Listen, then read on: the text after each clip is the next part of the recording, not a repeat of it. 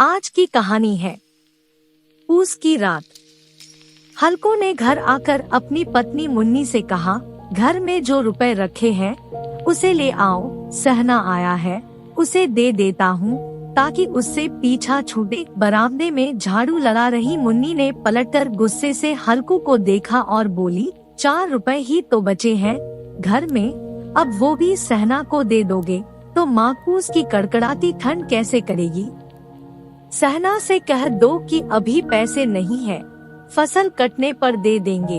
हल्को एक घड़ी सोच में पड़ गया कि मुन्नी की बात भी सही है, कंबल के बिना ठंड काटना मुश्किल हो जाएगा। लेकिन हल्को उस अड़ियल सहना को जानता था, वो पैसे लिए जाएगा नहीं। हल्को ने सोचा कि सर्दियों को सर्दियों में देख लेंगे, फिलहाल इस बला से तो पीछा छूटे। हल्को अपनी पत्नी की ओर बढ़ा और उसके पास जाकर बैठते हुए धीरे से उसकी खुशामद करते हुए बोला, दे देना पैसे, कम से कम यह पीछा तो छोड़ेगा और कंबल के लिए मैं तब तक कोई दूसरा उपाय सोच लूंगा। हल्को की बात सुनकर मुन्नी गुस्सा हो गई। हल्को को गुस्से से घूरते हुए मुन्नी ने कहा, तुम तो चुप ही रहो, बताओ जरा कौन सा उपाय है तुम्हारे पास। ऐसे ही कोई तुम्हें खैरात में कंबल तो देगा नहीं। न जाने कौन सा कर्ज है जो कभी चुकता ही नहीं। तुम ना खेती करना छोड़ दो, क्या फायदा खेती का जब फसल होते ही पूरी कमाई कर्ज चुकाने में चली जाए। तुम्हें जो सही लगता है तुम करो, लेकिन मैं तो एक पैसा नहीं दूंगी। मुन्नी को गुस्से से लाल होता देख हल्को उदास हो गया और धीमे से बोला, तो क्या मैं उसकी गाली खाऊं। उसकी बात सुनकर मुन्नी का मन पसीज गया और आवाज में थोड़ी नरमी लाते हुए वह बोली, ऐसे कैसे वह गाली देगा, क्या उसका राज चलता है यहाँ। मुन्नी जानती थी कि हल्को की बात में कड़वी सच्चाई है, इसलिए वह उठी और चुपचाप कमरे से रुपए निकाल कर ले आई और हल्को को थमाते हुए बोली, मैं फिर कह रही हूँ तुम यह खेती बाड़ी छोड़ दो, मजदूरी करोगे तो कम से कम किसी की सुननी तो नहीं पड़ेगी और 2 वक्त का खाना तो नसीब होगा। मुन्नी की बात सुनकर हल्को चुपचाप सिर झुकाए रुपए लेकर बाहर चला गया। हल्को उन 3 रुपए की अहमियत जानता था जिसे उसने पाई पाई जोड़कर कंबल खरीदने के लिए जमा किए थे। सहना को रुपए थमाते हुए हल्को के हाथ कांपने लगे, जैसे वह सीने से अपना दिल निकालकर सहना की हथेली में रख रहा हो। वक्त बीतता गया और पूस की वो कड़कड़ाती सर्द रातें भी आ गई। आसमान में जैसे चांद तारे भी ठंड से ठिठुरते लग रहे थे। हल्को अपने खेत के किनारे बांस व पत्तों से बनाई मचान के नीचे पुरानी सी चादर ओढ़े कंपाते हुए बैठा था और साथ में उसका कुत्ता जबरा भी उसके साथ था, जो सर्दी के कारण बार बार कूकू की आवाज निकाले जा रहा था। ठंड इतनी ज्यादा थी कि दोनों की आंखों से नींद कोसों दूर थी। सर्दी से खुद को बचाने के लिए हल्को ने अपनी गर्दन को घुटनों से सटाते हुए अपने कुत्ते की ओर देखते हुए कहा, जब पता था कि यहाँ इतनी ज्यादा ठंड है तो क्यों मेरे पीछे पीछे खेतों में आ गया। घर में होता तो कम से कम 4 दीवारी में इतनी ठंड तो न लगती। अब पड़े रहो ठंड में यहाँ। अब जबरा शांत हो गया था, शायद उसे पता चल गया था कि उसके मालिक को कुकू की आवाज से नींद नहीं आ रही है। इसके बाद हल्को गर्दन को घुटनों पर सटाए सोचने लगा, सब किस्मत की बात है। हम यहाँ ठिठुरते हुए रात काट रहे हैं और वो पैसे वाले बिना कुछ किए ही मजा लूट रहे हैं। इसके बाद हल्को ने चिलम भरी और ठिठुरते हुए उसे पीने लगा। हल्को ने अपने कुत्ते जबरे को देखा और कहने लगा, आज यह रात किसी तरह काट ले, कल मैं तेरे लिए यहाँ पुआल बिछा दूंगा, तब ज्यादा ठंड न लगेगी। हल्को वहीं जमीन पर लेट गया और सोचा कि कुछ देर के लिए आँख मूंद कर सो लूं, लेकिन जैसे ही उसने आंखें बंद की, ठंड की चुभन जैसे पूरे शरीर में सुइयां चुभोने लगी। कुछ देर करवट बदलने के बाद हल्कू पूस की रात को कोसते हुए उठकर बैठ गया। जब सब कुछ करने के बाद भी ठंड जाने का नाम ही नहीं ले रही थी, तो हल्कू ने पास बैठे अपने कुत्ते को उठाया और उसे गोद में लेकर लेट गया। ठंड से बचने के लिए जबरे के शरीर से आ रही दुर्गंध को भी हल्कू ने नजरअंदाज कर दिया। जबरे को भी गर्माहट मिल रही थी और उसने भी आंखें मूंद ली थी और सोने की कोशिश कर रहा था कि तभी जबरे को कोई आहट सुनाई दी और वो एकदम सावधान की मुद्रा में खड़ा हो गया। जबरा अचानक मचान से बाहर निकला और इधर उधर दौड़ते हुए जोर जोर से भौंकने लगा। कुछ देर यहाँ वहाँ भौंकने के बाद जबरा दोबारा हल्कू से सटकर बैठ गया। ऐसे ही रात का 1 और घंटा बीत गया और ठंड कम होने का नाम ही नहीं ले रही थी। हल्कू उठकर बैठ गया। वो दोनों हाथों से टांगों को कसकर पकड़े हुए घुटनों पर सिर टिकाए बैठा था। ठंड में हल्कू को लगा कि जैसे उसका खून जम गया हो और वह बेबसी से बस सुबह होने का इंतजार करने लगा। हल्कू के खेत के सामने ही आम का एक बड़ा सा बाग था, जिसे देखकर वह सोचने लगा कि पतझड़ शुरू हो चुकी है और जरूर इन पेड़ों से पत्तियां झड़ी होंगी, तो क्यों ना इसके सूखे पत्ते लाकर देर तक आग सेंक लूं। हल्कू ने सोचा कि वह पत्तियां उठाने तो चला जाए, पर कहीं रात के अंधेरे में उस पर कोई जानवर हमला न कर दे और उसे ऐसे देखकर कोई भूत ना समझ ले। कुछ देर यूं ही सोचने के बाद हल्कू एकदम से उठा और एक सूखे पौधे को उखाड़कर उसे मशाल की तरह जलाकर पेड़ों की ओर चल पड़ा। अपने मालिक को जाता देख जबरा भी झट से उठ गया और दुम हिलाते हुए हल्कू के पीछे हो लिया। पेड़ों के पास पहुंचकर हल्कू ने उन विशाल पेड़ों को देखा जो अंधेरे में और भी डरावने लग रहे थे।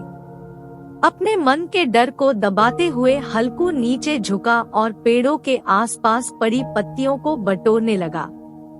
सूखे पत्तों को समेटने की वो आवाज और ठंडी हवा के झोंकों से आ रही पेड़ों की सरसराहट हल्कू को डरा रही थी। ठंड में नंगे पांव पर कंकड़ तो मानो तीर की तरह चुभ रहे थे।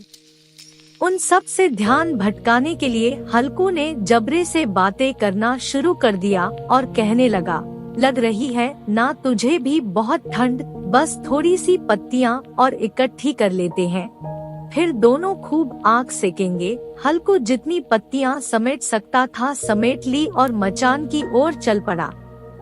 मचान के बाहर पहुंचकर हल्कू ने पत्तियों में आग लगाई। देखते ही देखते आग धधकने लगी और उसकी लपटें पेड़ों को छूने लगी। हल्कू और जबरा वहीं आग के पास बैठ गए। हल्कू अलाव में कभी अपने हाथ सेंकता, तो कभी पाँव, तो कभी आग की ओर पीट कर बैठ जाता। जबरा भी आग के पास पसर कर लेट गया और उन लपटों को देखने लगा। हल्कू जबरे की ओर देखकर कहने लगा, कहा था ना मैंने, अलाव जलाते ही ठंड नहीं लगेगी, अब सेंक ले जी भरकर आग। कुछ समय बाद वो आग की लपटें जैसे कहीं गुम हो गई और पत्तियों का ढेर सिमट कर राख में बदल गया। अब तो बस कोई हवा का झोंका आता तो बची कुची चिंगारी कहीं बीच में लाल लाल अनार के दानों सी दिखाई देती। हल्कू राख की थोड़ी सी गर्माहट में वही चादर ओढ़े दुबक कर बैठा हुआ था, लेकिन जैसे जैसे रात बढ़ती जा रही थी ठंड उसे और जकड़ने लगी थी। कुछ देर बाद हल्कू वहीं राख के ढेर के पास लेट गया।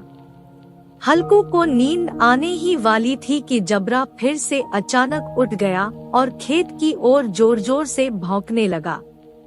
हल्कू के कानों में भी कुछ आवाजें आ रही थी, जैसे जानवरों का बड़ा झुंड खेतों में घुस आया हो और उसकी फसल चर रहा हो। जानवरों की हलचल की पूरी आवाजें हल्कू के कानों में पड़ रही थी। हल्कू आंखें मूंदे ही सोचने लगा कि जबरे के होते हुए आखिर कोई जानवर खेतों में कैसे घुस सकता है, जरूर मुझे कोई धोखा हो रहा होगा। हल्कू ने आंखें खोले बिना ही जबरे को आवाज लगाई, लेकिन जबरा खेतों की ओर मुंह किए जोर जोर से भौंकता रहा, पर उसके पास नहीं आया। कुछ देर बाद खेत में चरने की आहटें तेज हो गई और अब हल्कू को पूरा यकीन हो गया कि खेत में जरूर जानवर घुस आए हैं। अपने आलस को झकझोरते हुए हल्कू आधे मन से उठकर बैठ गया। इस कंपकंपाती ठंड में उठकर खेत में जाना और फिर जानवरों को भगाना उसे बेहद मुश्किल सा लग रहा था। हल्कू वहीं बैठे बैठ जबरे को आवाज देने लगा। हल्कू की आवाज सुनकर जबरा और भी जोरों से भौंकने लगा। खेतों में नीलगाय का झुंड घुस आया था, जो पूरी तैयार फसल को चरने के साथ ही उसे तहस नहस किए जा रहा था। जबरा अपना गला फाड़ फाड़ कर भौंके जा रहा था, जैसे उन्हें वहां से चले जाने को कह रहा हो। इस बार हल्कू ने पक्का इरादा करते हुए खुद को समझाया और चादर को शरीर पर लपेटते हुए खेत की ओर जाने के लिए कदम बढ़ाने लगा। हल्कू कुछ कदम ही चला था कि अचानक तेज हवा के झोंके ने उसके कदम रोक लिए। हल्कू को ऐसा लगा कि जैसे किसी ने सैकड़ों सुइयां उसके शरीर में चुभो दी हो और उसका पूरा शरीर अकड़ गया हो। हल्कू दौड़ता हुआ राख के ढेर के पास लौट आया और पास पड़ी लकड़ी से उसे कुरेदने लगा, ताकि उसके शरीर को कुछ तो गर्माहट मिले। जबरा खेतों के पास भौंकता रहा और हल्कू उस राख के ढेर के पास सिकुड़ कर बैठा रहा, जैसे उसे किसी ने जकड़ रखा हो। नीलगाय के झुंड ने देखते ही देखते पूरे खेत को तहस नहस कर दिया। हल्कू उसी राख के ढेर के पास चादर ताने सो गया और जानवरों के जाने के बाद जबरा भी हांफते हुए हल्कू के पास आकर बैठ गया। सुबह जब हल्कू की आँख खुली तो दिन चढ़ आया था और धूप निकल आई थी। सामने बैठी मुन्नी उसे गुस्से से घूरते हुए जोर जोर से कह रही थी, दिन भर सोए रहोगे क्या? उठकर देखो तो सही, जानवरों ने पूरी फसल का क्या हाल कर दिया। अब हम क्या करेंगे? तुम्हारे रात में खेत में होने का क्या फायदा? अगर चादर तान कर सोना ही था तो घर पर ही पड़े रहते। मुन्नी को चुप होते ना देख हल्कू धीरे उठा और उससे पूछा, क्या तुम खेत से होकर आ रही हो? क्या सच में हमारी पूरी फसल तबाह हो गई है? मुन्नी ने गुस्से से जवाब देते हुए कहा, हाँ, सब कुछ खत्म हो चुका है, हम तबाह हो चुके हैं। हल्कू जानता था कि मुन्नी ऐसे चुप न होगी, तो उसने बहाना बनाते हुए कहा, तुझे तो बस खेत की पड़ी है, मैं यहाँ रात में मरने से बाल बाल बचा। रात को मेरे सीने में इतना तेज दर्द उठा कि मैं हिल भी न पाया। यह तो मैं ही जानता हूँ कि दर्द के साथ मैंने कड़कड़ाती ठंड के बीच रात कैसे काटी है। हल्कू की बात सुनकर मुन्नी कुछ न बोली। फिर दोनों खेत के पास आ गए और बुरी तरह रौंदे हुए खेत को देखने लगे। खेत की दुर्दशा देखकर मुन्नी के चेहरे पर उदासी छा गई और वह मन ही मन सोचने लगी कि अब गुजारा कैसे होगा, पर हल्कू के चेहरे पर एक अलग शांति थी। मुन्नी ने चिंता जताते हुए हल्कू से कहा, लगता है अब मजदूरी करके ही दिन काटने पड़ेंगे। हल्कू ने चेहरे पर हल्की सी मुस्कान बिखेरते हुए कहा, चलो कम से कम अब इन सर्द रातों में यहाँ सोना तो नहीं पड़ेगा। कहानी से सीख, मजबूरी में इंसान को कई बार न चाहते हुए भी कठिन फैसले लेने पड़ते हैं, जो हमारे भविष्य को प्रभावित कर सकते हैं। विपदा कभी भी आ सकती है, इसलिए हमेशा चौकस रहना जरूरी है। Thank you for watching. Please like, subscribe and share.